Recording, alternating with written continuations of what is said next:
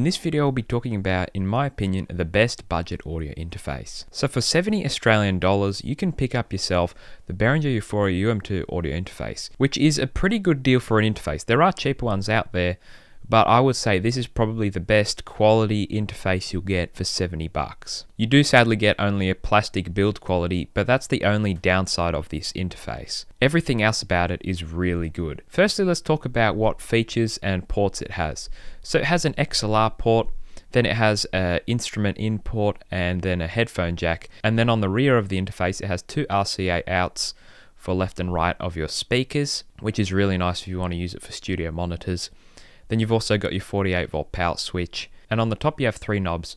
You have one for the gain for the XLR, one for the gain for the instrument port, and one to control your speakers and headphone port. The design of it isn't exactly great looking, but it definitely gets the job done.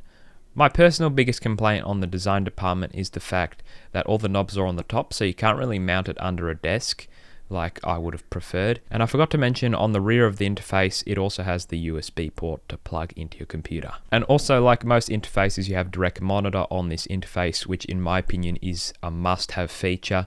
It's just so useful to be able to monitor what your microphone is picking up directly through your headphones in real time, so you can see if you're clipping or if you're too quiet. So let's talk about what makes this interface amazing for 70 Australian dollars. Firstly, I'd like to talk about the durability of this device. I've had mine for 5 years and it's still going strong with absolutely zero issues. And this thing's basically on every day, all day. So that is extremely impressive for that price. And the plastic on it is also quite durable, so if you drop it, you won't really have to worry about it. As for the actual preamp quality, I'm extremely impressed.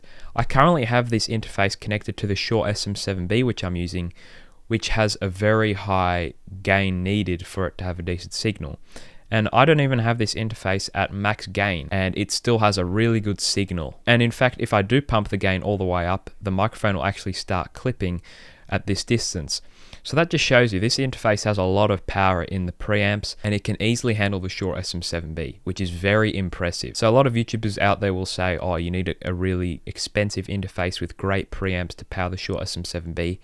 That is incorrect, because I'm using no cloud lifter here, just directly plugged into the interface, and I don't even have to max out the interface. I have the gain at about 85%, and I'm getting plenty of signal with no audible noise in the recording. So this interface, in my opinion, is definitely the best budget interface you can find. Behringer does also make a higher end model, which is called the UMC22. This is a very similar interface in terms of port selection, but it does have a better preamp and it does have all the knobs at the front. And it's also got a fully metal build quality, but you'll have to cough up around $100 to purchase that one. So those are my two recommendations for the best budget interfaces. If you are looking for a dual XLR or quad XLR interface, I would also look into Behringer for that. They do have offerings for those, and they're very well priced compared to the competitors. So hopefully this video did help you out. If you did, drop a like on the video. If you didn't, drop a dislike on the video. And remember to subscribe for more videos like this.